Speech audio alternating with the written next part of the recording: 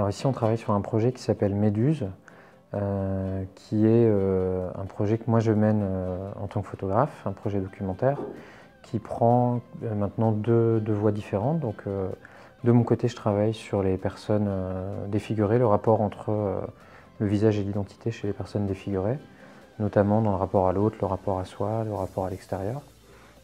Et ici au collège, on travaille à partir de ce projet-là, donc de quel est le rapport entre le visage et l'identité. Il y a un tableau sur lequel on écrit plein de choses. Une des questions qui nous a fait beaucoup travailler, c'est qui se cache derrière ce masque. Donc ça a été une question, on va dire, transitoire.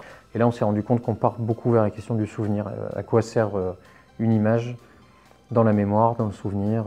Est-ce que l'image permet le souvenir? Et quand on triture les images, quand on les déforme, qu'on les abîme, est-ce qu'on maintient le souvenir de quelqu'un ou est-ce qu'on arrive dans autre chose?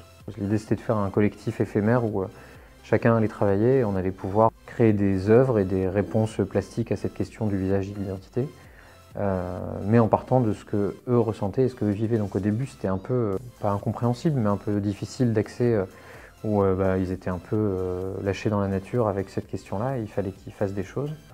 Ils traversent vraiment un processus artistique où ils expérimentent, ils se trompent, ils ont le temps, on a beaucoup de temps en fait de travailler ensemble et du coup ils arrivent à essayer des choses en se trompant, à en réussir d'autres et du coup à s'ouvrir de nouvelles portes parce qu'ils ont réussi certaines choses et qu'ils en ont raté d'autres. Donc il y a vraiment ces allers-retours qui sont nécessaires à l'émergence d'une pratique artistique et ils expérimentent vraiment ça parce qu'on a le temps de le faire. Il y a des séances où on réfléchit à là où on en est, donc on fait un peu un regard sur ce qui a déjà été produit et on essaye de voir vers où on va aller.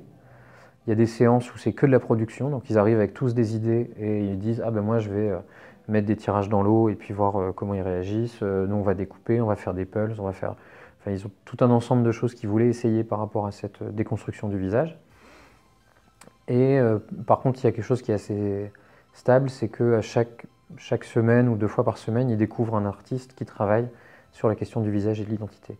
Donc ça peut aller de Oscar Munoz, qui est un artiste colombien qu'ils ont énormément aimé, à Francis Bacon, à Richard Avedon, qui est un portraitiste. Enfin, du coup, ils ont découvert plein de manières de faire qui les ont inspirés pour pouvoir avoir des réponses photographiques ou plastiques.